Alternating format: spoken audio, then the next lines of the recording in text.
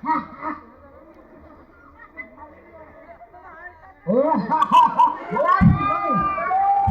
ভালো আছি, তো তুমি ভালো আছো? আমি না রাত্রে কালো কালো চশমা দেখতে পাই।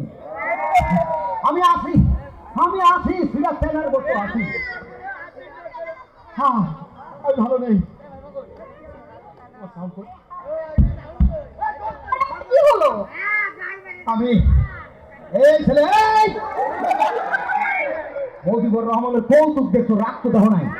আমি কিন্তু ঠিক তোমার পিটাবো বলে দিচ্ছি, একদম বিশ্বাস করবে না। আর বিশ্বাস করলে এই মজিবুর রহমান কোটি টাকা দিলে মতো রাখা যাবে না। কেন বিশ্বাস করতে ধরো? কেন এই কমিটির লোক একটা কথা বলতে কিন্তু আমি এখানে বলে দিচ্ছি, তোমার উঠাবো আমি। আছে